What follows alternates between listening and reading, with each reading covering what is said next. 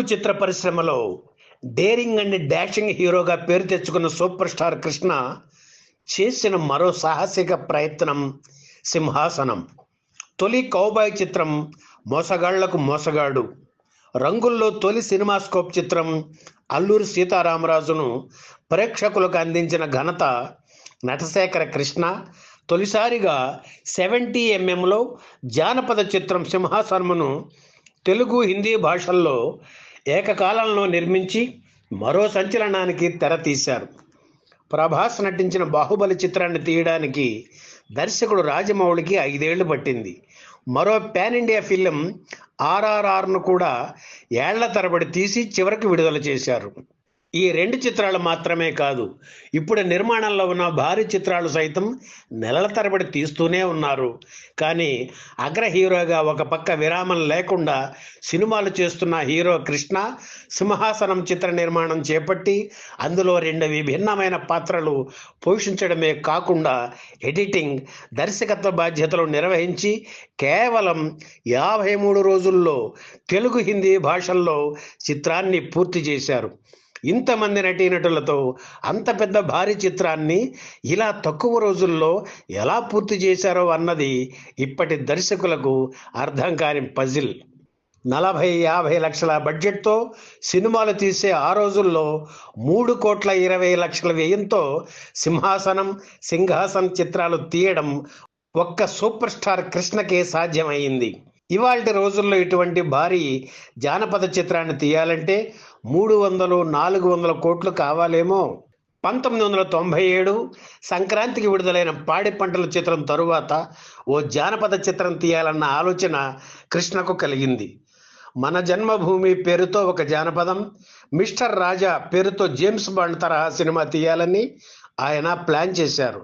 అయితే సాంఘిక చిత్రాలు మాత్రమే ఆడుతున్న ఆ రోజులలో జానపద సినిమా వర్కౌట్ కాదేమోనన్న శ్రేయోభిలాషుల సూచనతో కృష్ణ వెనుకడుగు వేశారు. అప్పటి నుంచి పద్మలయ బ్యానర్లో సినిమాలు చేస్తున్న జానపద సినిమా ఆయన్ని వెంటాడుతూనే ఉంది.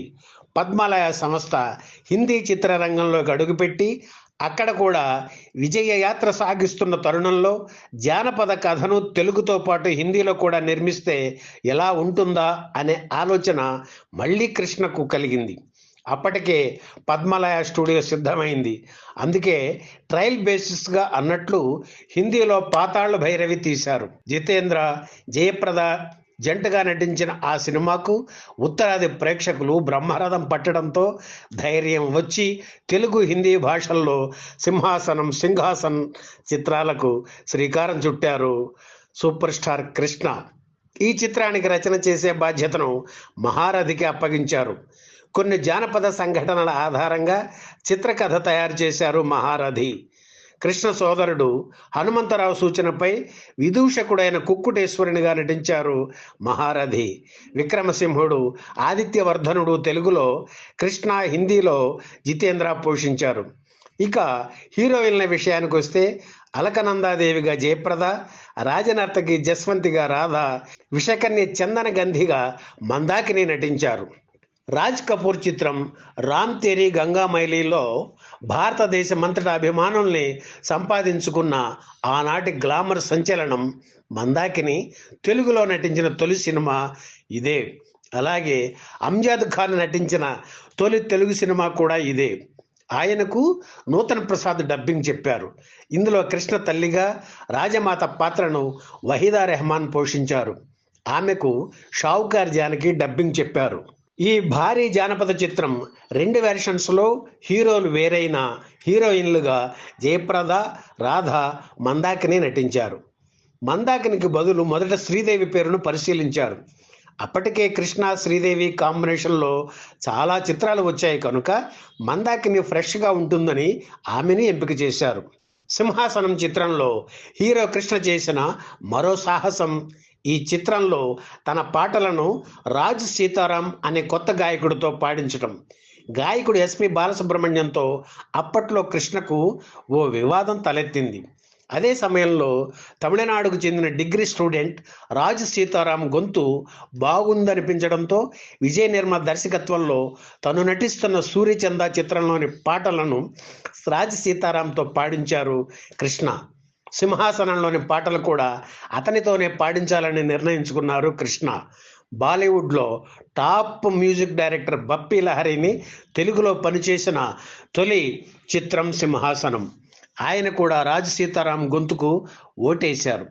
ఆకాశంలో ఒక తార, వాహవాన్ని యవ్వనం, ఇది కలయని నేను అనుకున్నా, ఇలా పాటలన్నీ సూపర్ హిట్. రాజ్ సీతారాం పేరు మోత మోగింది. తెలుగులో ఇతర ముఖ్య పాత్రలను సత్యనారాయణ, కాంతారావు, గుమ్మడి, ప్రభాకర రెడ్డి, బాలయ్య, గిరిబాబు, త్యాగరాజు పోషించారు. హిందీలో ప్రాణ్, ఖాదర్ ఖాన్, రంజిత్, గుల్షన్ గ్రోవర్ తదితరులు పోషించారు.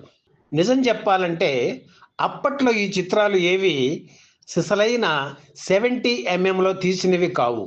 ఆ కెమెరాలు 35mm కన్నా రెట్టింపు రిజల్యూషన్ ఉండే పెద్ద కెమెరాలు. అప్పటికి అవి మన దేశంలో అందుబాటులో లేవు. అందుకే అందరూ స్కోప్లో 65mm నెగటివ్ స్టాక్ మీద సినిమాను తీసి దాన్ని జాగ్రత్తగా డెవలప్ చేయించి 70mm ఫిల్మ్ మీద ప్రింట్ చేసేవారు. షూట్ చేసిన 65mm పోగా మిగిలిన 5mmను సౌండ్ ట్రాక్ కోసం వాడేవారన్నమాట. హీరో కృష్ణ 235వ చిత్రంగా సింహాసనం 1986 మార్చి 21న విడుదలైంది. 86 ప్రింట్లతో విడుదలైన తొలి చిత్రంగా కొత్త రికార్డు నెలకొల్పింది. అలాగే హిందీ వెర్షన్ సింహాసన్ 125 ప్రింట్లతో విడుదలైంది. తమిళంలో 50 ప్రింట్లతో, మలయాళంలో 10 ప్రింట్లతో విడుదల చేశారు. 6 కేంద్రాల్లో 70mm ప్రింట్లు విడుదల చేశారు. 4 నెలల ముందే డబ్బు కడితేనే 70mm నెగిటివ్ వచ్చేది. అలా డబ్బు కట్టి కాలిఫోర్నియా నుంచి నెగిటివ్ తెప్పించారు.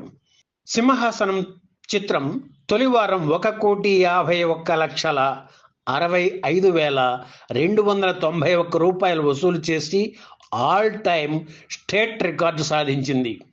అవిభక్త ఆంధ్రప్రదేశ్ రాష్ట్రంలో తొలిసారిగా హైదరాబాదు దేవీ థియేటర్లో రోజుకి 4 ఆటలతో 105 రోజులు ఆడింది.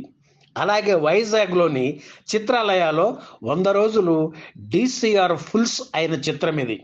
సింహాసనం చిత్ర శతదినోత్సవం 1986 జూలై 12న చెన్నైలోని VGP గార్డెన్స్లో జరిగింది. VGPకి చెందిన 150 ఎకరాల స్థలం సినీ ప్రముఖులు, అభిమానుల వాహనాలతో నిండిపోయింది. సభకు దాసరి నారాయణరావు అధ్యక్షత వహించారు. ముఖ్య అతిథి రజనీకాంత్ సతీ సమేతంగా హాజరయ్యారు. అయితే చాలామంది కొనుగోలుదారులు, థియేటర్ యజమానులు భారీ జనం కారణంగా వేదిక చేరుకోలేకపోవడంతో ఆ మర్నాడు తాజ్ కోరమండల్లో ప్రత్యేకంగా మరో కార్యక్రమం ఏర్పాటు చేసి రజనీకాంత్ చేతుల మీదుగా వారికి జ్ఞాపికలు అందించారు.